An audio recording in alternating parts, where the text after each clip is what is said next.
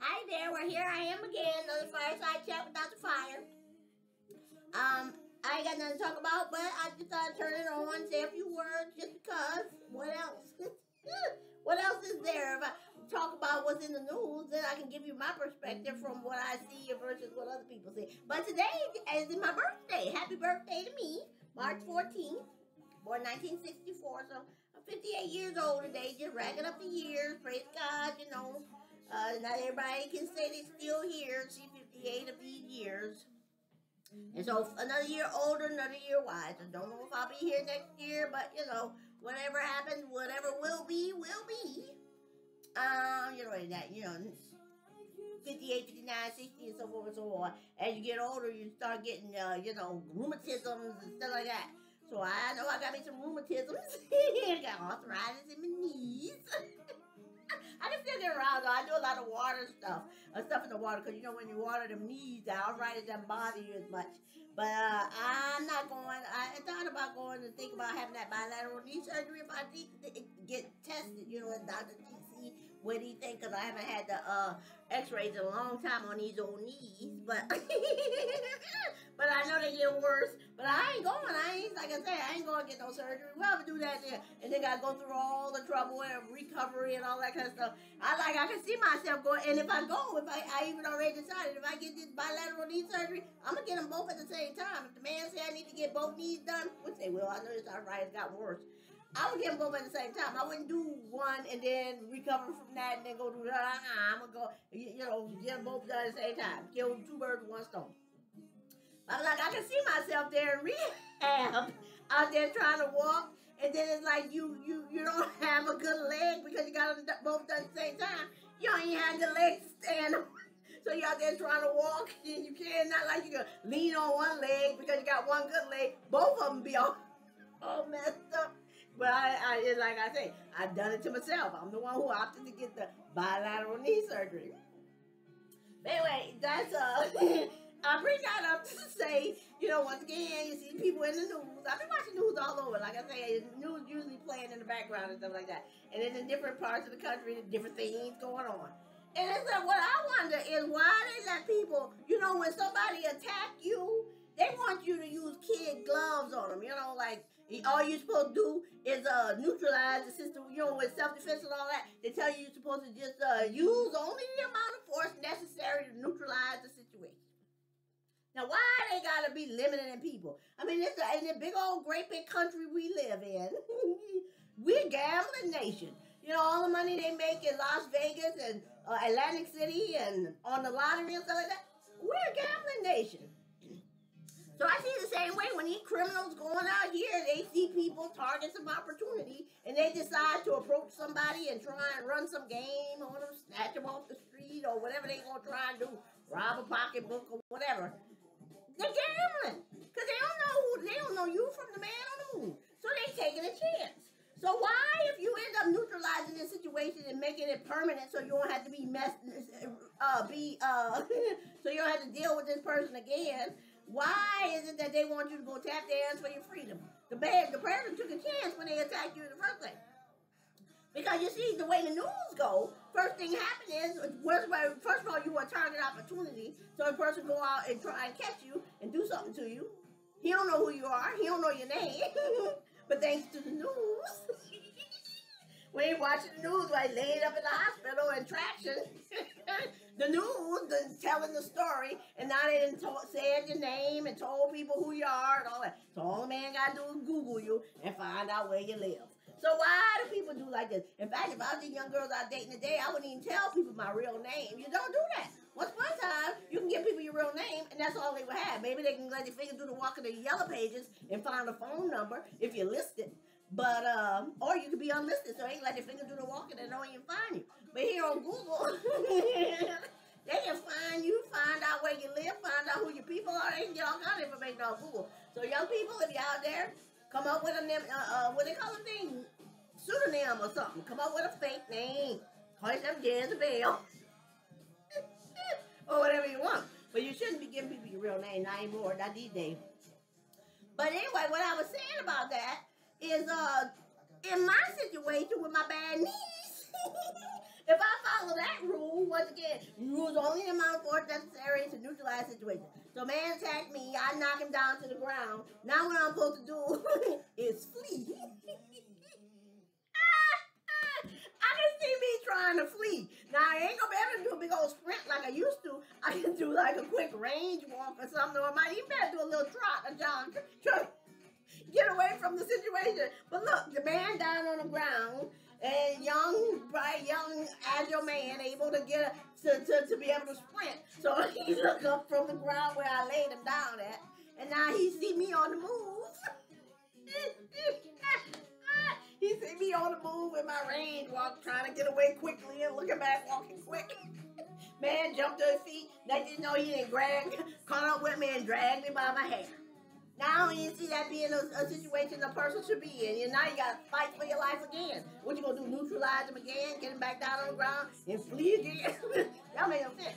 To me, anyway, like I say, watch these shows, and then all I can do is tell you my perspective. But just keep in mind, I'm 58 years old. I done lived all of my life, and I ain't never had any trouble with the law. Ain't never been before a court, a criminal court, or a family court until I met these people and shared the DNA with my children. I ain't never had no. So you can listen to my videos and hear me say what I gotta say. These are just my perspectives. This is a new world. You're watching this stuff on TV.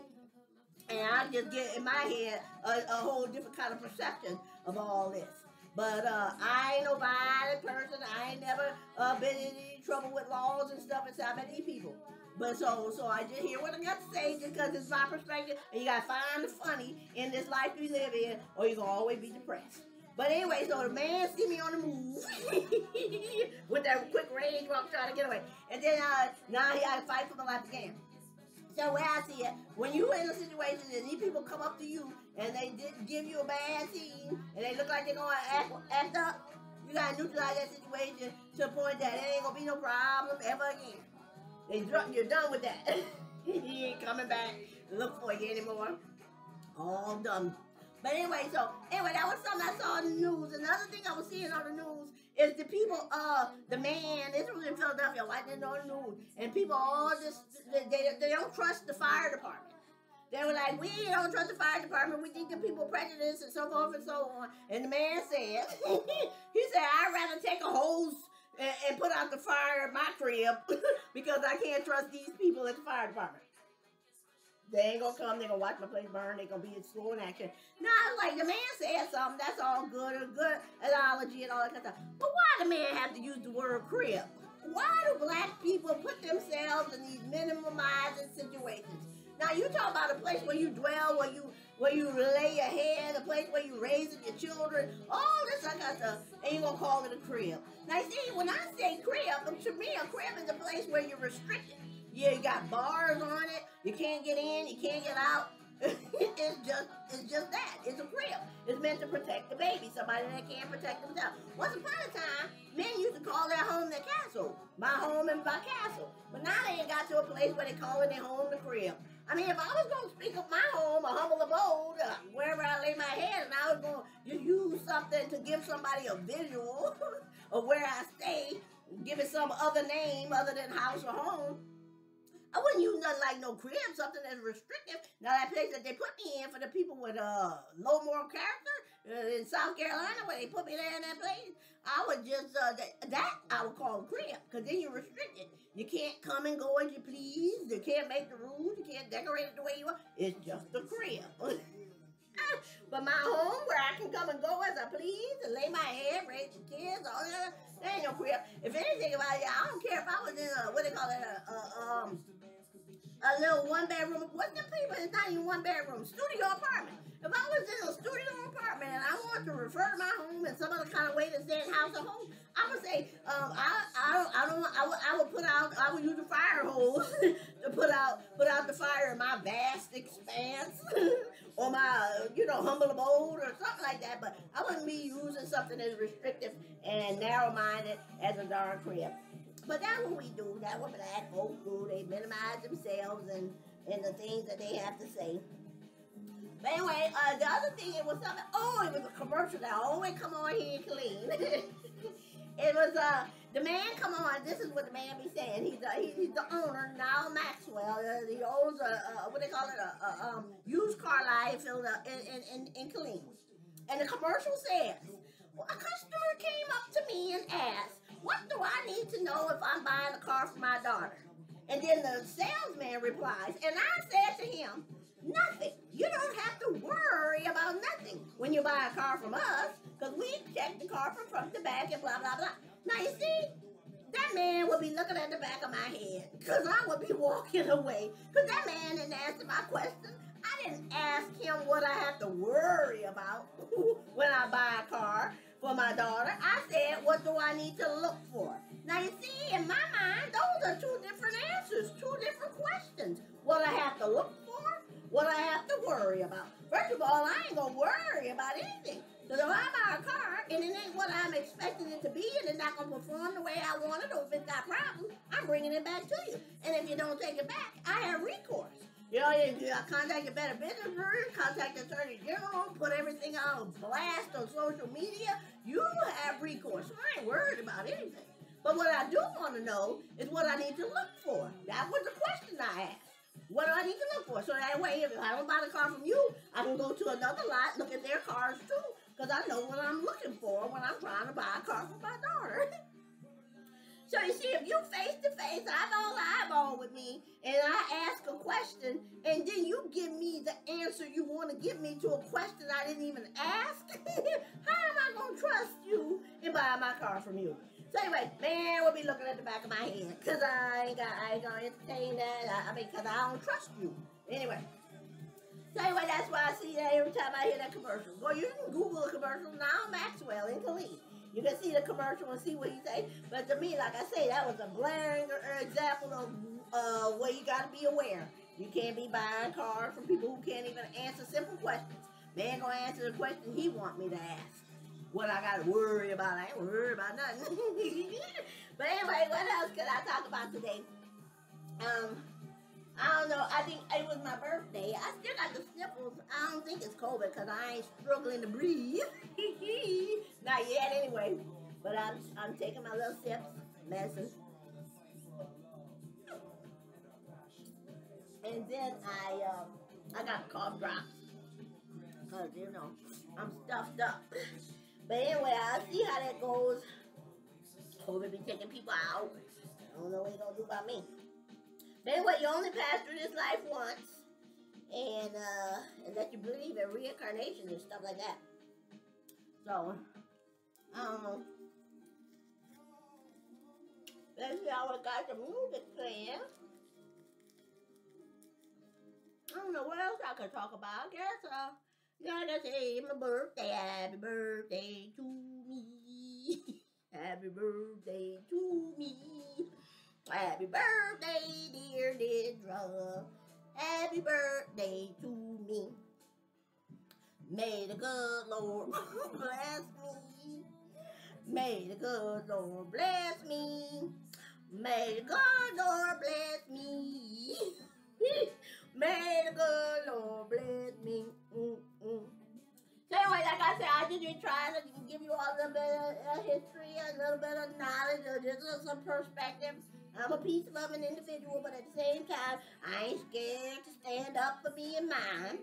And I'm prepared to do that. You always got the skill set to be able to do that. And so when the man gonna be coming after me, he gonna be coming at me head on, because I ain't gonna be walking and not paying attention to where I'm going, not wanting to turn my neck. Too much trouble to look around and scan your sector. That's another thing, young people. When y'all walking down the street, you got them earplugs in your ear listening to your music.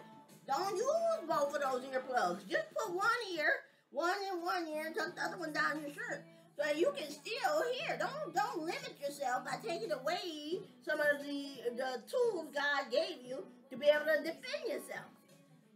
Put one of them earplugs in, put the other one down your shirt, and that way you can still hear what's going on. If you got both of them things in your ear, somebody be coming up on you, you wouldn't even know. So you go ahead, put one earphone in, and always scan your sector. Don't be afraid to look around. People always want somebody else to defend them. Like that lady I told you about in Dallas, they out there telling these people, the whole council of women, sitting around here, going to the businesses, telling them what they need to do to make these places safer for women. And at night, you know, the bars and the clubs and the restaurants and complexes. The lady said she don't have to be looking over her shoulder. That part of you taking ownership and personal responsibility is to be looking over your shoulder so you can see what's going on. But I'm like, wake up with my doubt. But now I'm found. And say my soul wants you to know the God I know. Oh God I know. The God I know. As I waited for. But when I let go. Broken heart. Did he help me in his arms? Was I waiting for? Right when I let go. All I had was a broken heart. Did he help me in his arms? There you go again. Like I said, I can dance. Okay, I enjoy music. Well, Terrence used to like music too a lot. Then there's time music, come on. But anyway, let's see what else can I talk about.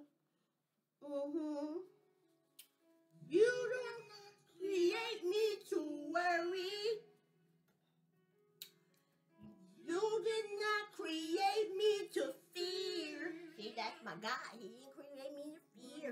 Created me to worship daily. I feel it all right here. Help me say yeah.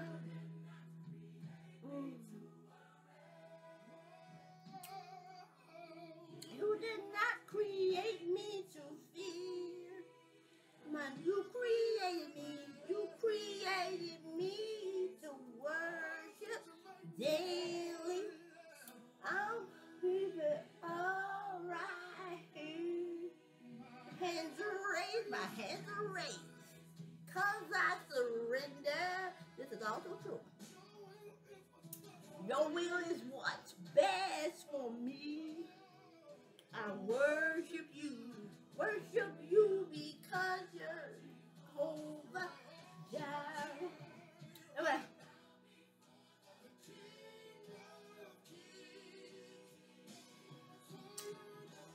Crying, no more complaining. I believe your word is true. Lord, you promised never to leave me lonely. This is what I'm going to do. But if you're my word, but if I will put my trust in. You did not create me to worry. Anyway, I did my song, singing along, I listened to the praises and all that kind of stuff. This all the time. That's great. Those songs I listen to in the car. And when I'm at home and I play the music, if I'm doing something, I watch the TV. I put them in the praises. That's all good music. I like to dance to it and sing to it. Good exercise. My hands are raised because I surrender. Your way is bad for me.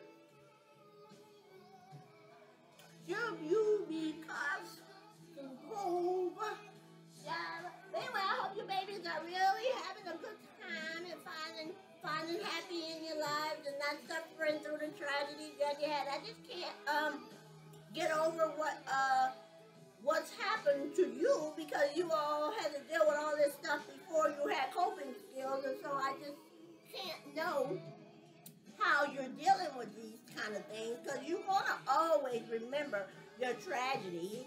You can't, like I say, it's gonna be things that you ain't even thinking about it. But there's going to be triggers, things that bring these things to the forefront. You see family around family time. You wonder why you didn't have yours and woe is me and stuff like that. But I'm telling you, as I look through my vast experiences in life that I lived in 58 years, you gotta find a way to deal and cope with these things. So that way you don't always feel sad on these special days and holidays and birthdays and stuff like that. You spend these days the way you find fit, and that's gonna be healthy for you.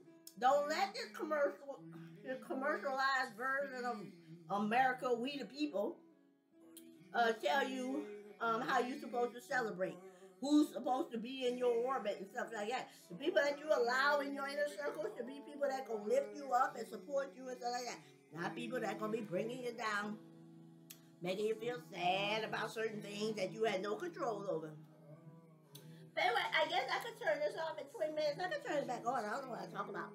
But why not? I just keep on keeping on. I didn't make two videos today.